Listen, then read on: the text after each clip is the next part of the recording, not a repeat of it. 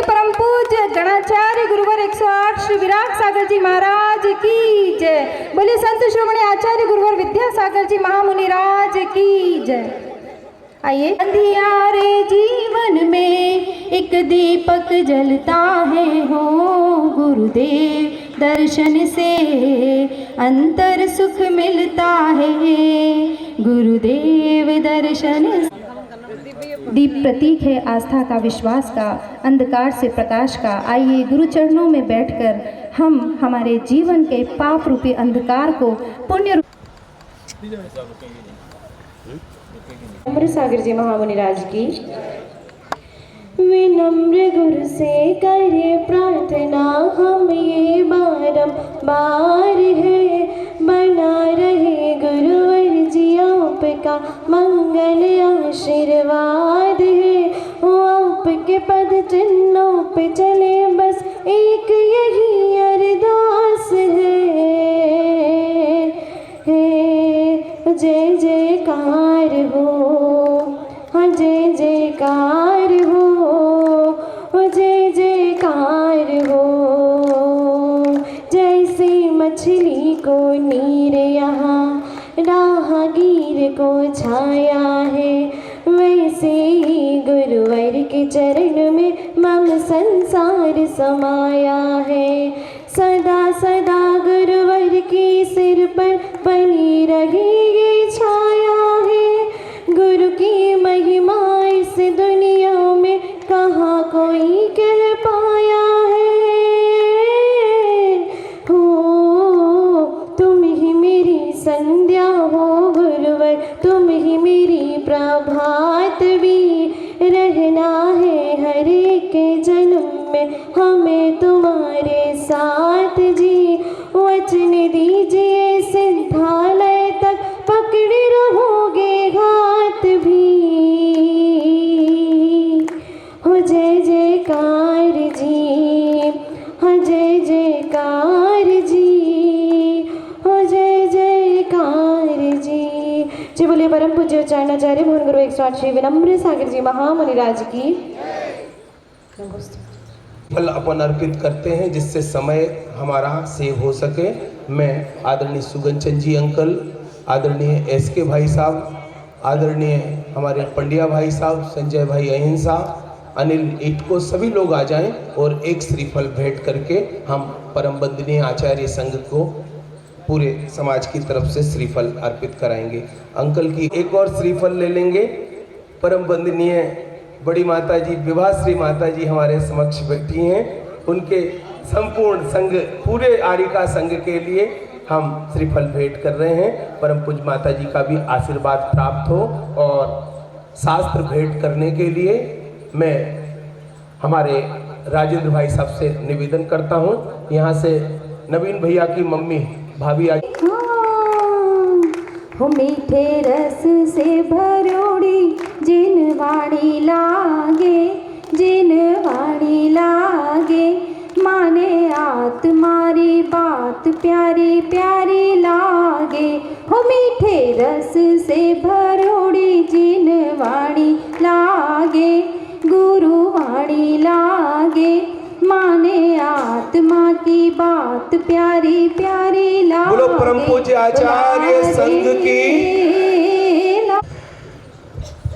ओम नमो हरिहंताणम।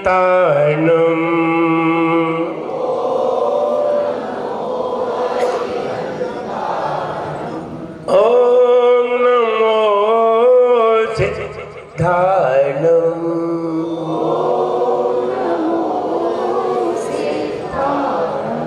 ओम नमो आयर्याणम। ओम नमो वज्रायाणम।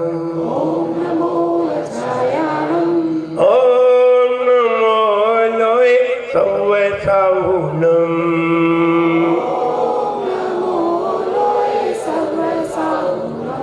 ओम नमो लोय सवसाहुनम।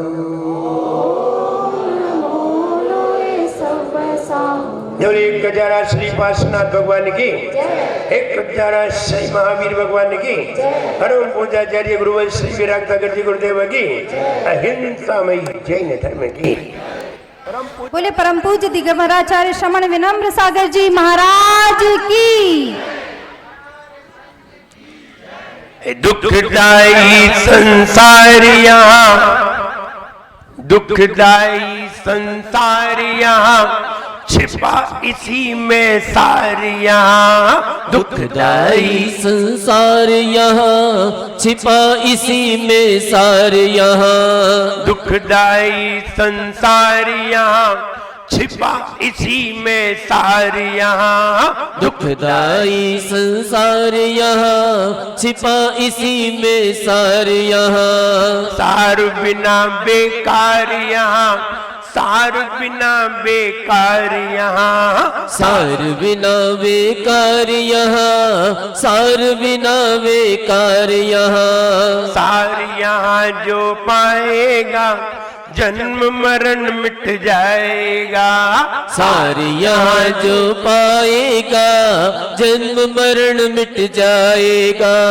सार यहाँ जो पाएगा, जन्म मरण मिट जाएगा। सार यहाँ जो पाएगा, जन्म मरण मिट जाएगा। जन्म मिटते ही हो, जन्म मिटते ही मुक्ति मिल जाए। जीवन है पानी की बूंद, कब मिट जाए रे हो। जीवन है पानी की बूंद, कब मिट जाए रे। होनी अनोनी हो, होनी अनहोनी कब क्या घट जाए। जीवन है पानी की बूंद, कब मिट जाए रे हो। जीवन है पानी की बूंद, कब मिट जाए रे। दुखदाई संसार यहाँ, छिपा इसी में सार यहाँ। दुखदाई संसार यहाँ, छिपा इसी में सार यहाँ। सार बिना बेकार यहाँ, सार बिना बेकार यहाँ। सार बिना बेकार यहाँ, सार बिना बेकार यहाँ। हर व्यक्ति संसार में आकर के कुछ ढूंढने के प्रयास में है। हर व्यक्ति कुछ ना कुछ ढूंढ रहा है, सुबह से शाम तक ढूंढता ही रहता है। और शाम को वो पाता है कि हमें सार मिला या आसार मिला, ये तो बात की बात है, लेकिन पाता जरूर है, कुछ ना कुछ पाता जरूर है। सवेरे से खोज में निकलता है। एक सूक्ति लिखी थी कि सुबह सुबह व्यक्ति को यह दिखाई देता है कि धन ही सब कुछ है। सुबह सुबह जब आंख खुलती है तब उसको एक ही बात नजर आती है, जो कुछ भी है धन ही सब कुछ है। और सवेरे से उठते ही फ्रेश होकर के दौड़ पड़ता है, किसकी खोज में? धन की खोज में, क्योंकि उसे यही लगता है कि धन ही सब कुछ है। लेकिन जब ऐसा सोचते सोचते करते करते शाम हो जाती है, शाम को जब आकर के घर पे सोता है, बिस्तर पे लेटता है, बैठता है, तब सोचता है शांति सब कुछ है। बेकार है धन। सवेरे कुछ दूसरा विचार है और शाम को दूसरा विचार है, तब सोचता है शांति ही सब कुछ है। विचार क्यों बदल गया? दिन तो वही था, दिन तो सवेरे भी रविवार था और शाम को भी रविवार ही था। विचार बदल गया, सवेरे कुछ और था, शाम को कुछ और। ध्यान रहे, असार भी दुनिया में है, सार भी दुनिया में है। दुनिया में सारी वस्तुएं सार को छिपा करके आई हैं। सारी वस्तुओं में सार है, सब में सार भी है और असार भी है। असार बहुत होता है, सार बहुत कम होता है, बहुत कम। लेकिन कीमत सार की ही है। सार नहीं है तो वस्तु की कोई कीमत भी नहीं है। हमारा जीवन नानम नरस्त सारो, सारो भी नरस्त हो ही सम्मतम। आचार्य कुंद कुंद भगवान कहते हैं नानम नरस्त सारो। अगर मनुष्य जीवन में कोई सारभूत चीज है, सबका निचोड़ निकाले, तो ज्ञान है। नानम ननस्त सारो। Real knowledge is essence of human life. अगर मनुष्य जीवन का कोई सार है तो ज्ञान है। अगर आपने ज्ञान को पा लिया है, सब बेकार है। और ज्ञान नहीं मिला है, तब तक तुम्हारी दौड़ निरंतर बनी रहेगी।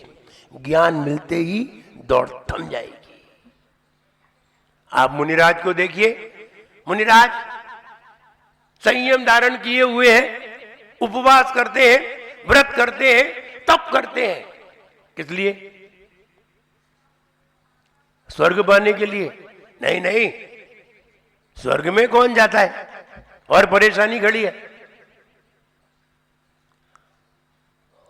यहां तो एक पत्नी से ही परेशान है, वहां तो 32 मिलेंगी। तुम कह रहे वहां बड़े आनंद है, जाओ तब पता चले। अभी गए कहां है? और कोई देख के नीचे आया नहीं है, और आया है उसे पता नहीं है, और जाएगा वो लौट के नहीं आ पाएगा। बड़ी विचित्रता है। अगर जाने की परमिशन मिल जाती, जाओ स्वर्ग में पहले एक बार देख आओ, फिर कहना हमें कहां जाना है। तो कोई भूल के भी नहीं कहता कि हमें स्वर्ग में जाना है।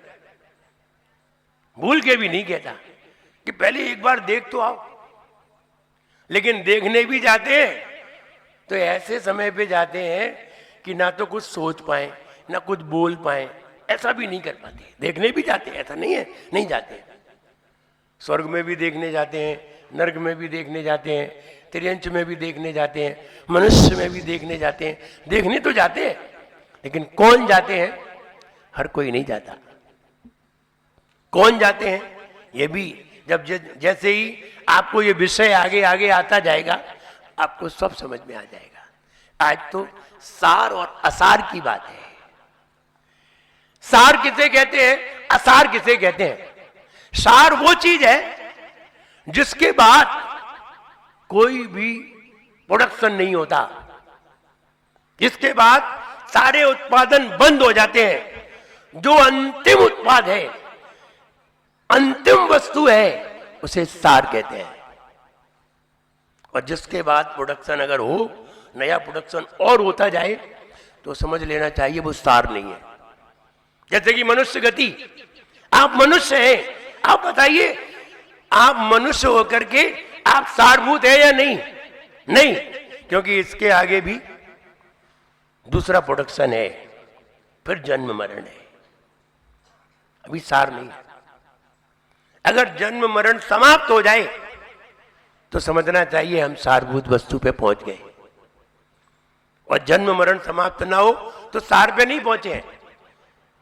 संसार में जितनी भी वस्तुएं मिलेंगी सब असारभूत है, जिसमें सार भी है और असार भी है। केवल सारभूत वस्तु दुनिया में नहीं आती, कभी भी नहीं आती। सार निकालना पड़ता है, असार में छिपा हुआ है। जैसे कि ज्ञान मेरे अंदर है, ज्ञान को निकालना पड़ेगा। है मेरे अंदर ही, बाहर नहीं है, कहीं नहीं है, किताबों में, शास्त्रों में, गुरुओं के पास कहीं ज्ञान नहीं है। ज्ञान मेरे ही अंदर है, बस निकालना मुझे ही पड़ेगा। जैसे कि गोल्ड, बताइए प्योर गोल्ड कहीं से निकलता है? कहीं से नहीं निकलता। वो दब गया हो तो बात अलग है, कोई पहले का दब गया हो तो बात अलग है, वरना गोल्ड किसमें मिलके आता है? गोल्ड किसमें मिलके आएगा? मिट्टी में। मिट्टी में मिल करके आता है। कोई अच्छे प्रोसेस से मिट्टी में से गोल्ड निकाला जाता है। सार कहीं भी नहीं आता। केवल ज्ञानी कोई भी जन्म नहीं लेता, जन्म लेकर के केवल ज्ञान प्राप्त करता है। ज्ञान लेकर के जन्म नहीं लेता, जन्म लेकर के ज्ञान को प्राप्त करता है। इसलिए कहा नानम नरस्य सारो, अगर नर जीवन का कोई सार है तो ज्ञान है, और ज्ञान जन्म के बाद प्राप्त होता है। ज्ञान प्राप्त होने के बाद जन्म नहीं होता। केवल ज्ञान हो गया, अब जन्म कहां है? नहीं है। दूसरा उदाहरण देखिए, दूध में क्या है? घी है कि नहीं? गाय के थन से कभी घी निकलता है? कभी नहीं निकलता, कभी भी घी नहीं निकल सकता। निकलेगा तो पानी में मिलकर के आएगा, पानी में एक एक अंश मिलकर के आए, और तुमने कोई ऐसा प्रोसेस किया कि दूध में से घी को निकाल दिया। देखो, दूध को तुमने जमाया तो दूध का प्रोसेस क्या निकला? दही। दही को तुमने फेंटा तो क्या प्रोसेस निकला? उसमें से भी मक्खन निकला। मक्खन का प्रोसेस किया तो क्या निकला? घी। अब घी का प्रोसेस करिए, क्या निकलेगा? घी का प्रोसेस करिए, क्या निकलेगा घी में से? घी में से कुछ नहीं निकलेगा। तो दूध का सार क्या है? घी। और अगर दूध में घी है तो दूध की कीमत है, और घी निकल गया तो दूध की भी कोई कीमत नहीं है। मालूम है, जिस दूध में से घी निकल जाता है वो दूध किस काम आता है? कोई बताएगा? हम तो फिर बताएंगे। जिस दूध में से घी निकाल दिया जाता है वो दूध किस काम आता है? बताओ, किसी को मालूम है कि नहीं? नहीं तो फिर हम बता रहे। प्रोटीन के काम आता है। बोले दूध में से घी निकल जाता है तो किस काम आता है? वो क्रीम बनाने के काम आता है। जो बूट पॉलिश पे क्रीम होती है उसके काम आता है। जो चेहरे की क्रीम होती है उसके काम आता है। अब समझिए, वो न पीने के काम आता है न खाने के काम आता है। तो घी निकल गया तो दूध की कोई कीमत नहीं रह जाती। जैसे कि हम अगर शरीर से निकल जाएं तो शरीर की कोई कीमत नहीं रह जाती। हम अगर मकान से निकल जाएं तो मकान की कोई कीमत नहीं रह जाती। हमसे कीमत है, वस्तु की कीमत हमसे है, हम वस्तु की कीमत नहीं है। कीमत हमसे है। हम जहां अपना दिमाग रख देंगे वही वस्तु महंगी हो जाएगी,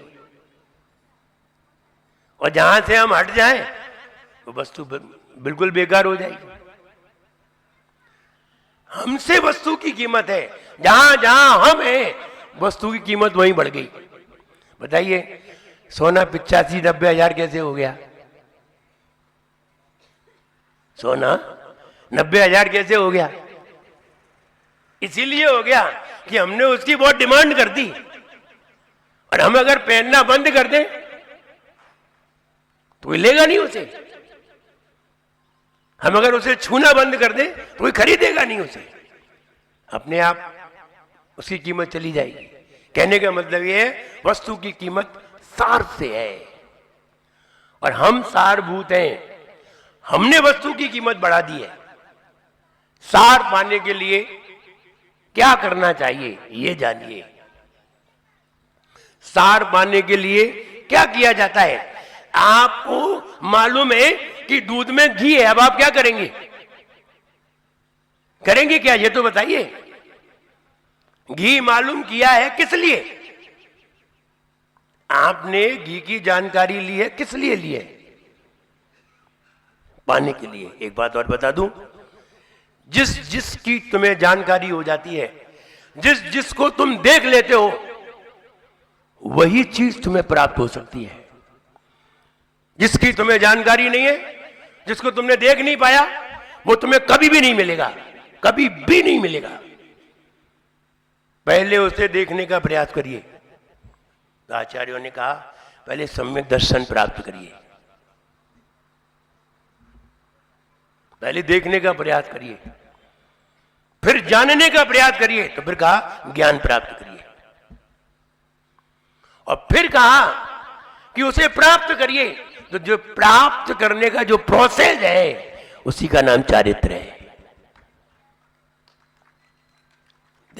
देखने का नाम दर्शन, जानने का नाम ज्ञान, और पाने का नाम चारित्र। तो तुम्हें मिल जाएगा। और यही आचार्य पूरी ताकत लगा रहे हैं, सम्यक दर्शन, सम्यक ज्ञान, सम्यक चारित्र। 3 पे ही ध्यान दो, सारी चीजें तुम्हें प्राप्त हो जाएगी। सारभूत है ये, यही तुम्हें सार दिलाएगा। जब तक तुम दूध में प्रोसेस नहीं करोगे तब तक घी भी निकल करके नहीं आएगा। लाख प्रयास करते रहो। तुमने ये जाना नहीं इसमें घी है, तो तुम निकाल भी नहीं सकते। तुम उसमें से निकाल भी नहीं सकते। और तुमने जान लिया है तो निकालने का प्रोसेस भी तैयार हो जाएगा।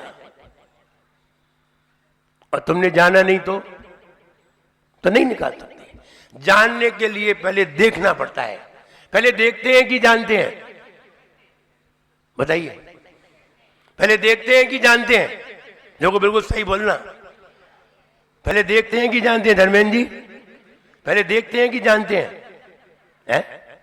देखते हैं। आप अपने घर पर गए, रात का अंधेरा है, रात्रि के 12 से 1 बजा है, और आपने घर पे आवाज लगाई, तो अंदर से आवाज आई, कौन है? तुमने कहा मैं हूं। बताइए, सामने वाले ने पहले देखा कि जाना? बताइए, पहले जानते हैं कि देखते हैं? जानते हैं। घड़ी में कितने बजे हैं? आप घड़ी पहने हैं, कितने बजे हैं? पहले देखते हैं कि जानते हैं? बेतरीके लौटा हो, एक बात पे टिके ही नहीं हो कि पहले देखते हैं कि जानते हैं। भगवान तो एक साथ देखते हैं और जानते हैं। भगवान की बात अलग है। युगपत एक साथ देखते और जानते हैं। तुम बताओ, पहले देखते हो कि जानते हो? जानते हैं? देखते हैं? बताइए।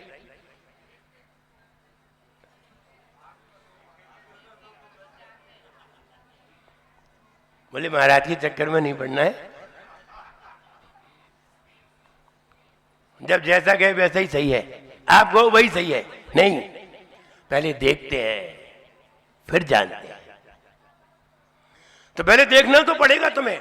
अगर तुम, वो कहते हैं ना कि तुमने मूर्ति में, भगवान की प्रतिमा में भगवान को देख लिया, अगर तुमने प्रतिमा में भगवान को देख लिया, उनका स्वरूप देख लिया, आपको एक दिन भगवान जरूर मिलेंगे, पक्के में।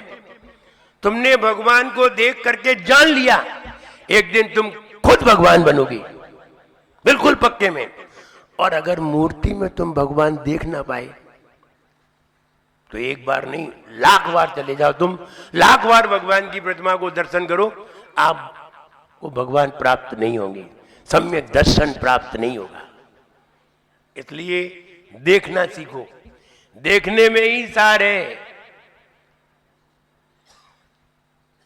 जो जिस चीज के पारखी होते हैं वे तत्काल वस्तु में सारभूत वस्तु को देख लेते हैं, और जो पारखी नहीं होते वे बाहर देख करके कुछ भी नहीं बता पाते।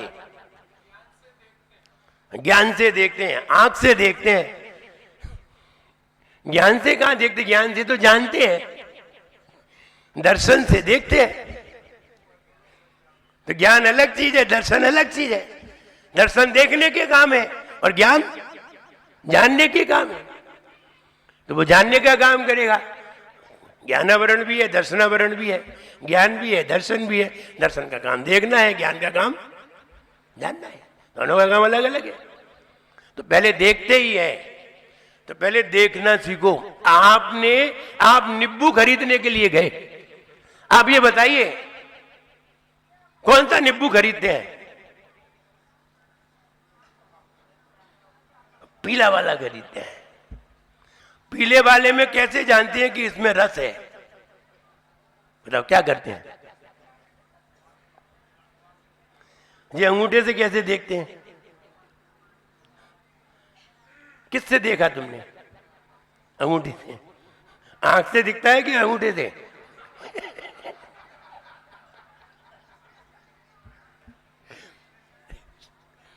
अंगूठे से दबा के देखते हैं। और अगर उसमें वो अंदर की जो रस भरी होती है और वो फूटती हुई दिखाई देती है, नजर आती है अंगूठे को, तो कहते हैं ये इसमें रस ज्यादा है। और अगर फूटती हुई दिखाई ना दे, कोई आवाज ना आए, कहते हैं ये तो फुसफुसा है, इसमें कुछ नहीं है।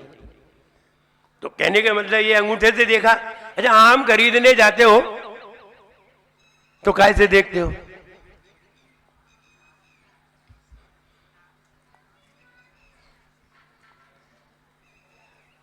भैया आम दशहरी है कि लंगड़ा है, कौन सा पता करते हो? कैसे पता करते हो? एक व्यक्ति आम ले जा रहा था डलिया में आम बेच रहा था। एक महिला ने ऊपर से बालकनी से आवाज लगाई, भाई साहब कौन सा आम है? बोले लंगड़ा आम है। तो उसने जैसे नाक से लगाया, भाई ये लंगड़ा आम नहीं है। बोले तुम्हें दिखाई नहीं देता है? हम कंधे पे रख करके चल रहे हैं ले करके, तो लंगड़ा नहीं है तो कौन है?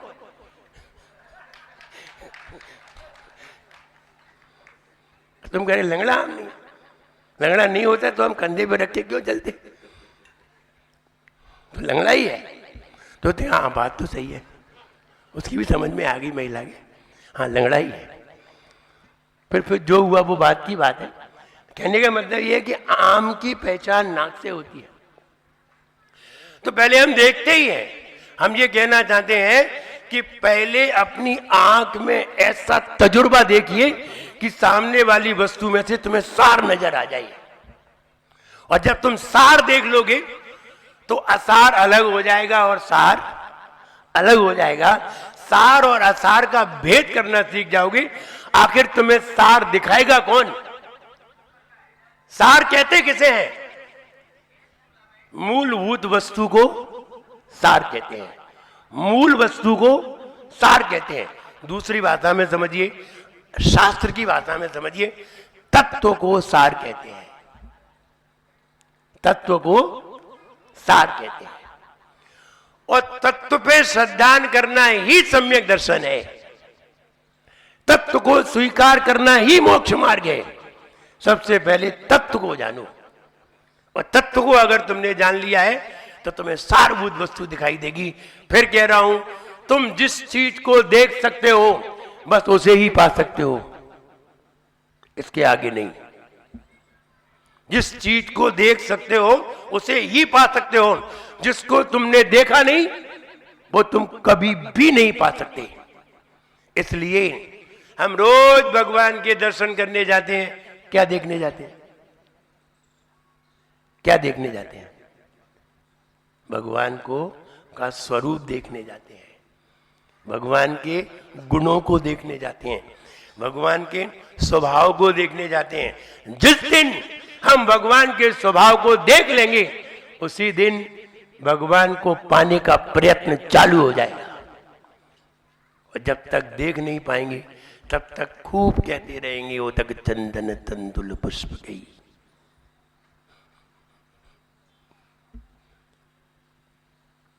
और कितने बार अर्घ्य चढ़ाया, लेकिन भगवान को देखा नहीं। बस देखना है, सार देखना है। आखिर हम वहां क्या देखने के लिए गए थे, क्या करने के लिए गए थे, क्या पाने के लिए गए थे, क्या हमने पाया, क्या हमने देखा, ये भी तो जानना है। यही तो सार है। सार को जानने के लिए तत्व को जानिए, और तत्व को जानोगे तो धर्म समझ में आ जाएगा। तत्व जानते ही क्या समझ में आएगा? धर्म। धर्म की परिभाषा जानिए। कोई पूछे व्हाट इज कॉल्ड रिलीजन, आप क्या आंसर देंगे? किसी ने पूछ लिया व्हाट इज कॉल्ड रिलीजन, आप आंसर क्या देंगे? ये तो बताइए। धर्म की व्यवहार की परिभाषा तो बहुत है, लेकिन मुख्य परिभाषा तो बताइए। तो देखिए हमने क्या डिवाइडेशन की है। नंबर 1 धर्म, नंबर 1 शुद्ध धर्म, नंबर 2 अशुद्ध धर्म। नंबर 3 झूठा धर्म।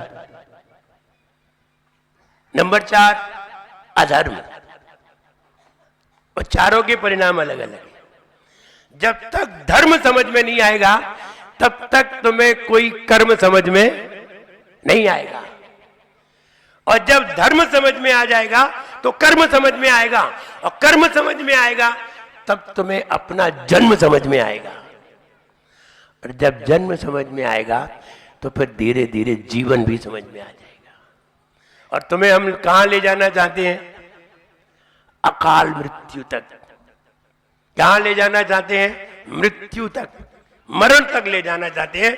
तो पहले ये तो मालूम हो कि जन्म हुआ क्यों है, तब पता चलेगा कि मरण होगा, और क्यों होगा मरण।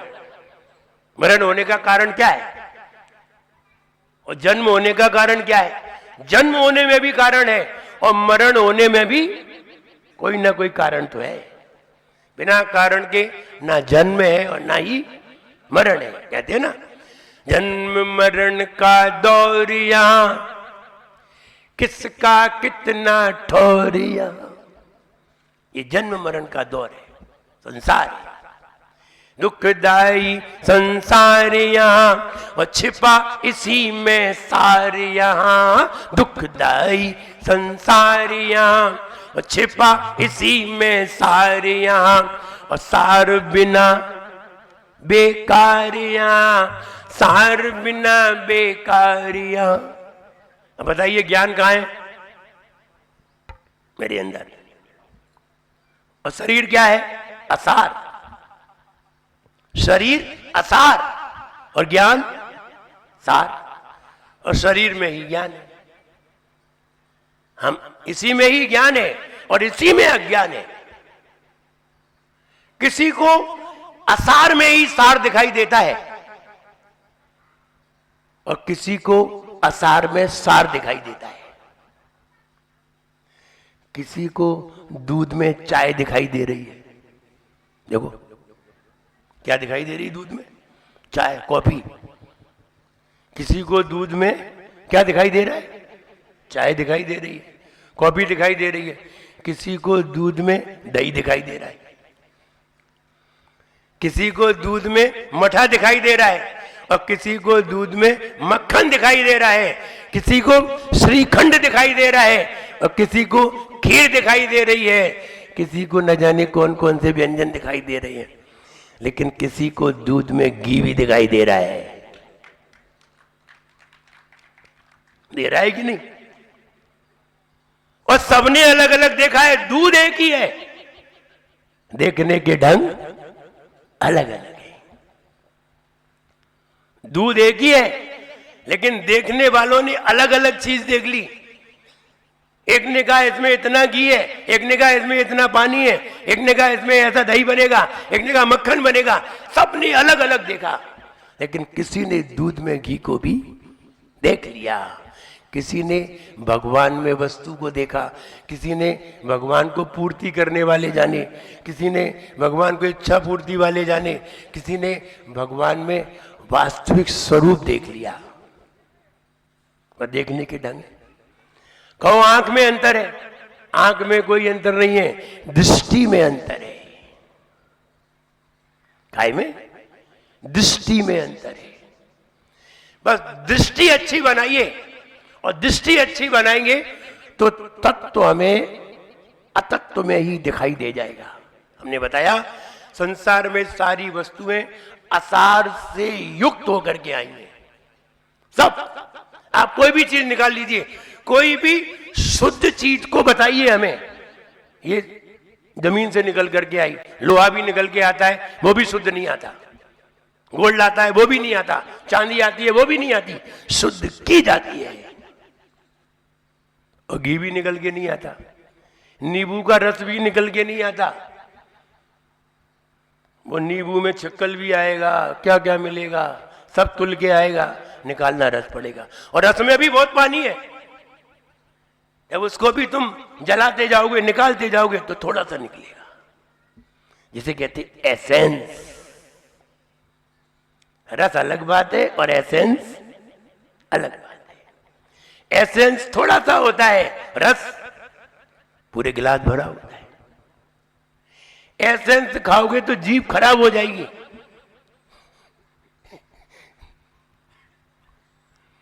और रस पियोगे तो आनंद आएगा। क्यों? कारण बताइए, कारण बताइए। सीधा सीधा स्वाद कहीं रखा होता है? स्वादिष्ट स्वाद, केवल स्वाद की बात करिए, सीधा सीधा स्वाद कहीं नहीं होता। सीधा सीधा स्वाद खाओगे ना तो मुंह खराब हो जाएगा। खा के देखो नमक, सीधा सीधा खाओ, नमक सीधा सीधा खाओ, नहीं खा पाओगे, और मिला मिला के खाओ तो खा जाओगे। इसलिए सीधा स्वाद नहीं खा सकते, सीधा स्वाद भी नहीं ले सकते। स्वाद लेने के लिए असारभूत चीजों की भी हमें आवश्यकता पड़ती है। इतना सारा भोजन करते हैं आप अपने, आपको मालूम आप कितना भोजन करते हैं? नहीं मालूम। एक बार में व्यक्ति 2.5 से 3 किलो भोजन कर लेता है एक बार, लेकिन उसे पता थोड़ी चलता है। लेकिन विटामिन कितना होता है? इतना था। शरीर में ठहरता कितना है? इतना था। बाकी सब बेकार है, असार है, सारभूत थोड़ा होता है। ऐसे ही हम बातें तो तुम्हें इतनी सारी बता रहे हैं, लेकिन सारभूत बात कितनी थी? इतनी सी। बातें बताते बताते हमें आधा घंटा हो गया, और सारभूत बात 1 मिनट की भी नहीं है, आधे मिनट की भी नहीं है, वो तत्व की बात है। इसलिए हम ये कहना चाहते हैं कि सार पाने का प्रयास करें। असार में ही सार है, सार असार में से ही निकलेगा, बस देखने का तरीका होना चाहिए। किसी ने देख लिया, किसी ने उसमें घी देख लिया, और कोई उसमें चाय ही देखता रहा। कोई व्यक्ति उस दूध को चाय बना करके दूध का अंत कर दिया। किसी ने दूध ला करके, अमृत ला करके, जहर मिला करके उसका अंत कर दिया, और किसी ने दही बना करके अंत कर दिया, किसी ने खीर बना करके अंत कर दिया, किसी ने और पेड़े बना करके अंत कर दिया, लेकिन किसी ने दूध का घी निकाल करके अंत किया। ध्यान रहे, घी बहुत सारे काम आता है, बहुत सारे काम। घी को अमृत कहा जाता है, शक्तिवर्धक कहा जाता है। इसलिए सार निकालिए। अब हमारा जीवन है, अब जीवन में से सार निकालना है, तो आचार्य महाराज कहते हैं नानम नरस्य सारो, सारो भी नरस्य होई सम्मतम, सम्मताओ चरणम,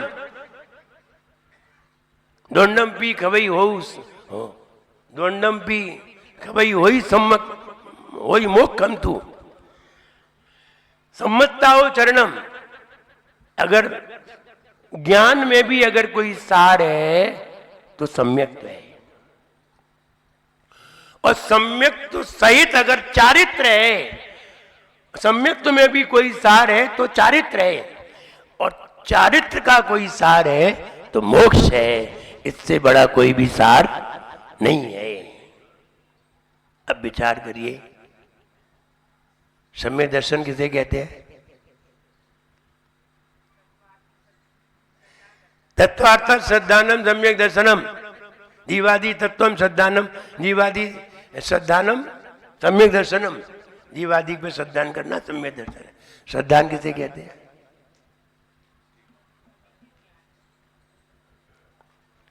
ये वाली बात है। श्रद्धान किसे कहते हैं? ये भी बात आ जाएगी। वो श्रद्धा करना श्रद्धान है। वाह, दूध को ही दूध कहते हैं, क्या पागल है? ये योगी परिभाषा है, योगी परिभाषा थोड़ी हुई कि श्रद्धा को ही श्रद्धान कहते हैं। ये तो परिभाषा नहीं बनेगी। कि ज्ञान को ही ज्ञान कहते हैं। नहीं नहीं, जानने को ज्ञान कहते हैं, जानने को ज्ञान कहते हैं। तो श्रद्धा किसे कहते हैं? कहो विश्वास को श्रद्धा कहते हैं, विश्वास को श्रद्धा कहते हैं। नहीं, विश्वास को श्रद्धा नहीं कहते। विश्वास दूसरों पे किया जाता है और श्रद्धा खुद पे की जाती है। विश्वास दूसरों पे किया जाता है।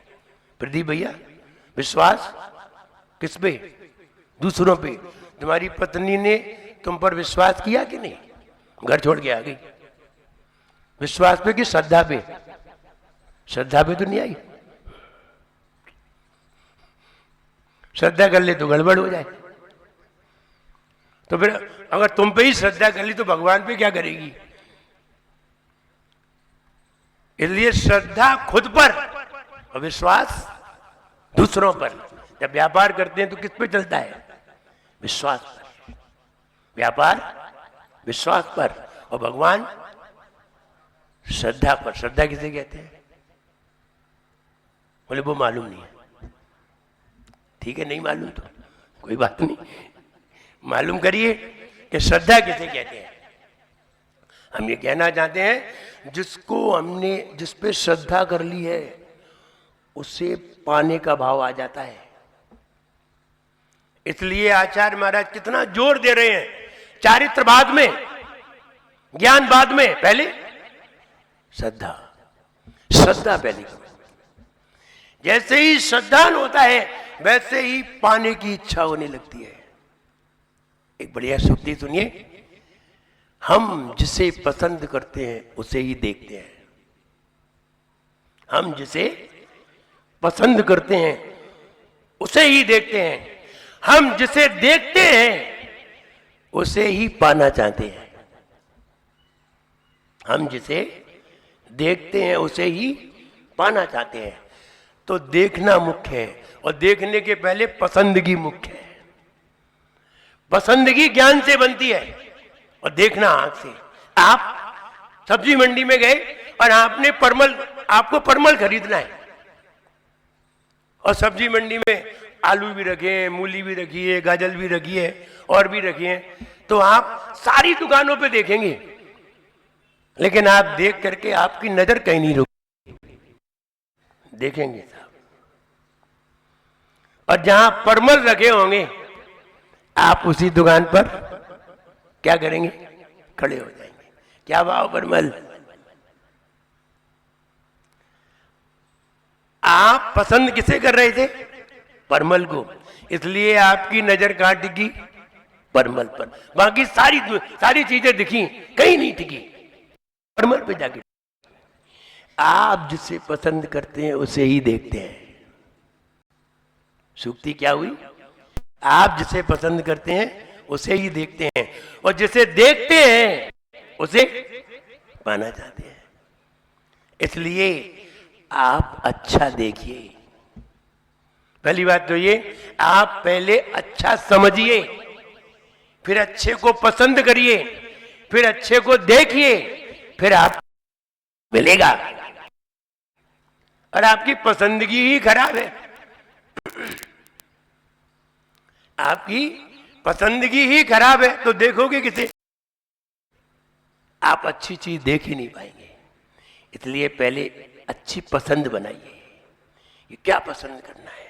देखने के लिए तो बहुत है, बहुत कुछ है। मुझे याद आता है एक कुत्ता था, तो कुत्ता बहुत ही समझदार था। वो मालिक ने कुत्ते को पैसे थमाए और उससे कहा जा दूध लेकर के आ। और वो कुत्ता गया, अपने घर से निकला, घर से निकल करके उसने बस ली, बस पे चढ़ा और बस पे चढ़ के जहाँ दूध मिलता है वहाँ उतरा।